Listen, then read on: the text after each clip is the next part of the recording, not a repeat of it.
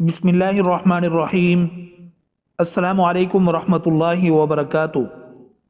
Science کی ترقی نے ایک طرف انسان کو بیش بہا سہولیات دی ہیں، مگر دوسری طرف ان سہولیات کے ساتھ نئے نئے مسائل اور پیچیدگیاں بھی پیدا ہو رہی ہیں۔ دور حاضر کے ان بے شمار مسائل میں سے ایک ملک بینکس کا قیام ہے۔ موجودہ زمانے میں بلڈ بینکس کی طرح عورتوں کے دودھ کے ملک بینک قائم ہونا شروع ہو گئے ہیں۔ یہ بینک عورتوں سے دودھ خرید کر اس کو جمع کرتی ہیں، پھر قیمتاً یہ دودھ بیچتی ہیں تاکہ ماں یا مرضعہ کے دودھ کے بدلے بچے اس سے غذا حاصل کریں۔ پیش آمدہ مسائل عورت کے دودھ کی خرید و فروخت سے بہت سارے سوالات جنم لیتے ہیں۔ مثلا بچے کا ایسا دودھ پینے کا کیا حکم ہے؟ کیا بچے اور جس عورت کا دودھ ہے اس میں حرمت پیدا ہوگی؟ کیا یہ عورت اس بچے کی رضائی ماں بن جائے گی اور یہ بچہ اس عورت کی دوسری اولاد سے نکاح نہ کر سکے گا؟ کیا عورتوں کے دودھ کی خرید و فروخت جائز ہے؟ اور اس مخلوط دودھ، یہ دودھ بسا اوقات کئی عورتوں کا مخلوط دودھ ہوتا ہے، پینے سے کیا اثرات مرتب ہوں گے؟ درج ذیل میں ہم مذکورہ سوالات کا جائزہ لیں گے۔ ماں کے دودھ کی اہمیت۔ بچہ جیسے ہی پیدا ہوتا ہے تو اسے ماں کے دودھ کی شکل میں بھرپور غذائیت کی ضرورت ہوتی ہے۔ ماں کا دودھ بچے کے لیے ایک مکمل غذا ہے۔ بچے کو اس دودھ میں وہ تمام اجزاء مل جاتے ہیں جو اس کی ساخت اور نشو و نما کے لیے ضروری ہوتے ہیں۔ یہ دودھ بچے کو مستقبل کی بیماریوں جیسے diabetic type 1، type 2، blood pressure, cholesterol, چمڑی، دمہ اور موٹاپے وغیرہ جیسی بیماریوں سے محفوظ رکھتا ہے۔ نیز یہ دودھ بچے کو ڈائریا، نمونیا، کان اور پیشاب کے امراض سے بھی محفوظ رکھتا ہے اور ماں کو چھاتی اور رحم کے کینسر سے بھی بچاتا ہے۔ کچھ ایسی بیماریوں کے کیس بھی رپورٹ ہوئے ہیں جس میں یہ بات سامنے آئی ہے کہ اس بیماری کی وجہ ماں کا عارضی طور پر یا مستقل طور پر بچے کو دودھ نہ پلانا ہے۔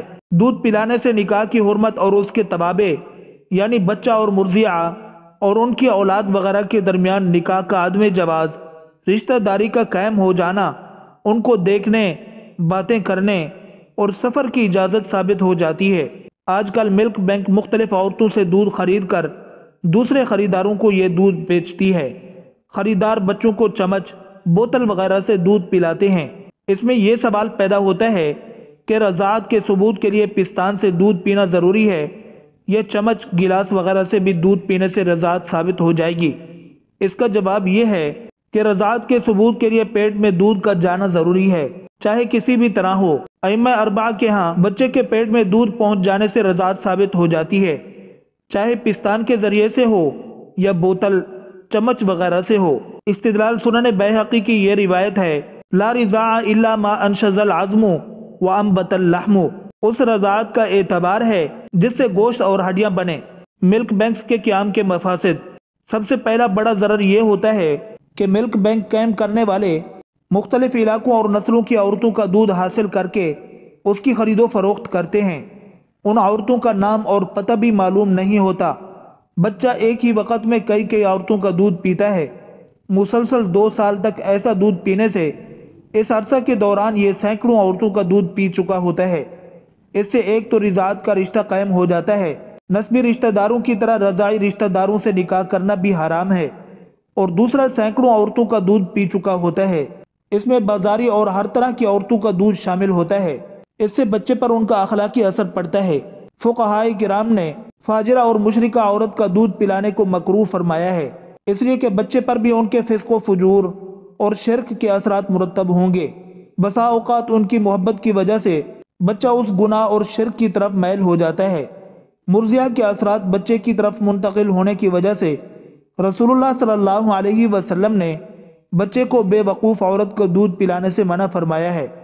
سنن البیہقی کی روایت ہے، نہا رسول اللہ صلی اللہ علیہ وسلم ان تسترضع الحمقاء فإن اللبن یشبہ۔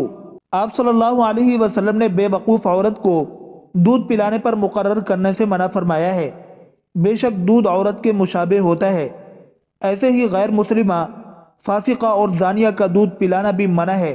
بعض اوقات عورتیں مختلف بیماریوں میں گھری ہوتی ہیں، دودھ کے ذریعے سے یہ بیماریاں اس معصوم بچے کے جسم میں منتقل ہوتی ہیں۔ جدید سائنس ایسی بہت ساری بیماریوں اور جراثیم کے علاج سے عاجز آ گئی ہے، جیسے ایڈز وغیرہ۔ آج امریکہ اور یورپ کے ممالک میں جہاں آنکھ، گردہ، خون اور جگر وغیرہ اعضاء کا انتقال حکومتی نگرانی کے تحت ہوتا ہے، مگر وہاں انسانی دودھ کو محض ایک غذا تسلیم کیا گیا ہے جس کی خرید و فروخت گلی کوچوں میں ہونے کے باعث ایڈز، ہیپاٹائٹس اور دوسری بیماریوں کے خطرات کئی گنا زیادہ بڑھ گئے ہیں۔ تو یہ بیع ان کے ہاں جائز ہے، انسانی دودھ کی خرید و فروخت۔ اب سوال یہ پیدا ہوتا ہے کہ انسانی دودھ کا کاروبار درست ہے یا نہیں۔ اس میں حضرات فقہائے کرام کی دو آراء ہیں۔ حضرات احناف عدم جواز جبکہ ائمہ ثلاثہ جواز کے قائل ہیں۔